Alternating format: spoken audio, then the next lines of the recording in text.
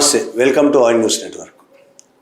మే 15న అంటే నిన్న సుప్రీంకోర్టు చీఫ్ జస్టిస్ సూర్యకాంత్ చేసిన కొన్ని వ్యాఖ్యలు దేశవ్యాప్తంగా వివాదాస్పదంగా మారాయి.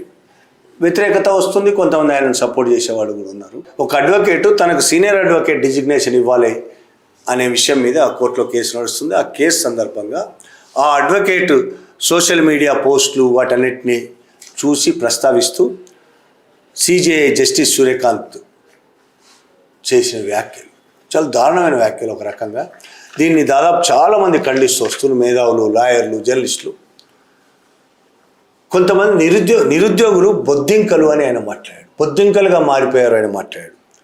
ఉద్యోగం ఏ పని లేక వాళ్ళు కొంతమంది మీడియా పర్సన్స్, సోషల్ మీడియా కామెంటేటర్లు, ఆర్టీఐ యాక్టివిస్టులుగా మారి లేదా ఇతర యాక్టివిస్టులుగా మారి అందరిపై వీళ్ళు దాడి చేస్తున్నారు. వ్యవస్థ మీదే దాడి చేస్తున్నారు. వీళ్ళు సమాజంలో పరాన్న జీవులు. ఒక రకంగా మాట్లాడుతూ సమాజంలో పరాన్న జీవులు ఉన్నారు చాలామంది, అట్లాంటి వాళ్ళతో కలిసి వీళ్ళు పనిచేయాలనుకుంటున్నారా అని కూడా మాట్లాడాడు. చాలా అన్యాయంగా ఉన్నాయి వ్యాఖ్యలు. సరే, దీని మీద తర్వాత ఆయన ఏమన్నా వివరణ ఇస్తాడా లేదా తెలియదు, కానీ చాలా అన్యాయంగా ఉన్నాయి వ్యాఖ్యలు.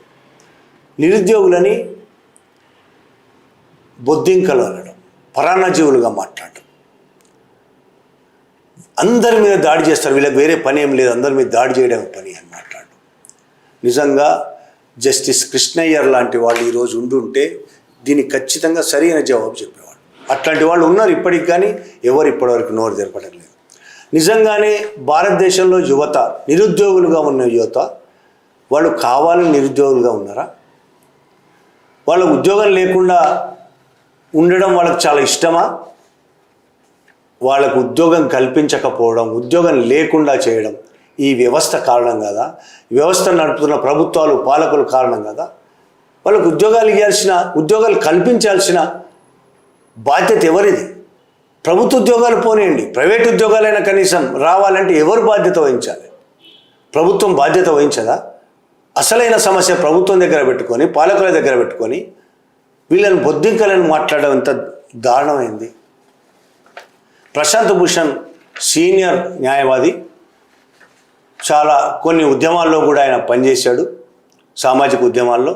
ఆయన చాలా స్పష్టంగా మాట్లాడుతుంటాడు ఇలాంటి విషయాల మీద. ఆయన ఏమన్నాడంటే, యువతపై సిజేఐ చేసిన వ్యాఖ్య చాలా దురదృష్టకరమైనది. అతని ముందున్న అంటే ఎవరైతే కేసు వేశాడో ఆ యువకుడు బాధ్యతారహితంగా ఉండొచ్చు, కానీ ఇటువంటి వ్యాఖ్యలు కార్యకర్తల పట్ల ఆయనకున్న వ్యతిరేకతను ప్రతిబింబిస్తాయి. యాక్టివిస్టుల పట్ల ఆయనకున్న వ్యతిరేకతను ఇటువంటి వ్యాఖ్యలు ప్రతిబింబిస్తాయి. ఇది ఫాసిస్ట్ పాలకవర్గం యొక్క అభిప్రాయాన్ని ప్రతిబింబిస్తుంది. ఫాసిస్ట్ పాలకవర్గం అభిప్రాయాలు. ఇది ఒక చెడు సంకేతాన్ని పంపుతుంది. ఆయన క్షమాపణ చెప్పాలి, స్పష్టత ఇవ్వాలి. చాలా స్పష్టంగా చెప్పాడు ప్రశాంత్ భూషణ్. ప్రశాంత్ భూషణే కాదు, చాలామంది రాష్ట్రీయ జనతాదళ ఒక నాయకుడు పెట్టిన పోస్టు చాలా వైరల్ అయింది. ది వైర్లో కూడా ప్రచురించారు దాని మీద. ఇంకా ఒక పోస్టరు పొద్దుటి నుంచి వాళ్ళ చాలా వైరల్ అవుతుంది పోస్టర్. ఆ పోస్టర్లో కొంతమంది సామాజిక కార్యకర్తలే ఆ పోస్టర్ను పెట్టారు. ఆ పోస్టర్లో ఉన్న కంటెంట్ చూస్తే చాలా ఆలోచించే విధంగా కంటెంట్ ఉందంటే, ఒక వ్యంగ్యంగా అవును మేము బొద్దింకలమే అనే పోస్టర్ చెప్తుంది. బొద్దింకలమే మేము, కానీ పరాన్నజీవులం కాదు, పారాసైట్లం కాదు, ఎవరి మీద ఆధారపడి బతకాలనుకోవట్లేదు. దాంట్లో ఒక్కొక్క పాయింట్, వి క్వశ్చన్ ఇన్జస్టిస్. అవును, మేము ప్రశ్నిస్తాం, అన్యాయాన్ని ప్రశ్నిస్తాం.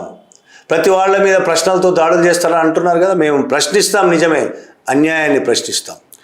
ఇలాంటి అన్యాయాలు చాలా ఉండొచ్చు. పోలీసుల దౌర్జన్యాలు, కులమత వివక్షలు, అధికార దుర్వినియోగం, పాలకులు చేస్తున్న అన్యాయాలు, చాలా వాటి మీద ప్రశ్నిస్తాం.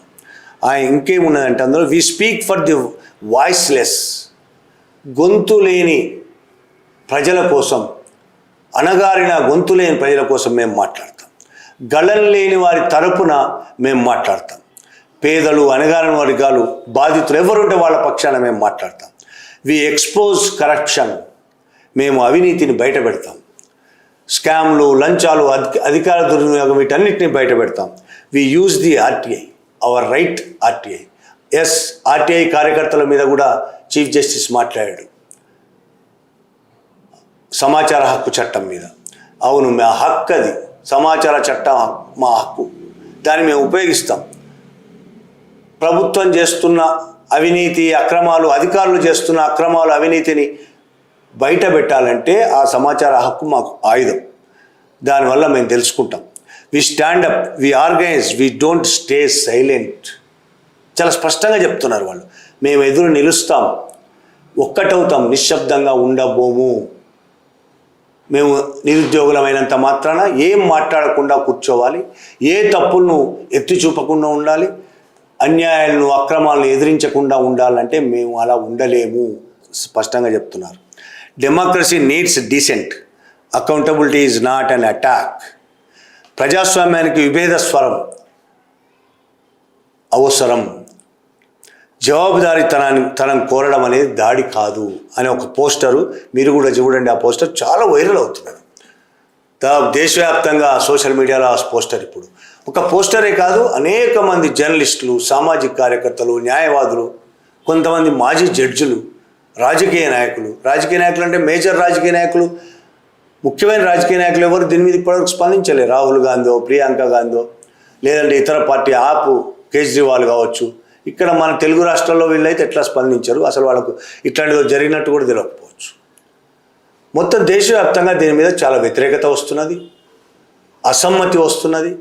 ఒక చీఫ్ జస్టిస్ ఇలా మాట్లాడడం అనేది ప్రజలకు మిగిలిన ఒకే ఆశ.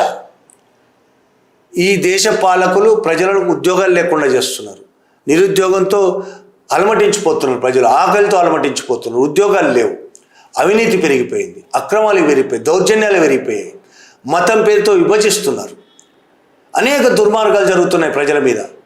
ఇలాంటి సమయంలో అన్ని వ్యవస్థలు అధికార పక్షం తన చేతిలో పెట్టుకొని ఆడిస్తున్నది. ప్రజలకు ఉన్న ఒకే ఒక ఆశ, న్యాయస్థానం, అందులో ఉన్నత న్యాయస్థానం సుప్రీంకోర్టు. ఆ ఉన్నత న్యాయస్థానం చీఫ్ జస్టిసే ఇలా మాట్లాడడం పట్ల చాలామంది ఆందోళన వ్యక్తం చేస్తారు. ఏం జరగబోతుంది దేశంలో, ఏమైపోతుంది? ఇటువంటి భాష, ప్రజల పట్ల ఇటువంటి భాష ఉపయోగించడం, ఇటువంటి అభిప్రాయాలు కలిగి ఉండడం న్యాయ వ్యవస్థకే కాదు, ఈ సమాజానికి కూడా సరైనది కాదు అనేది ఆందోళన కలిగించే అంశం ఇది. Thank you very much.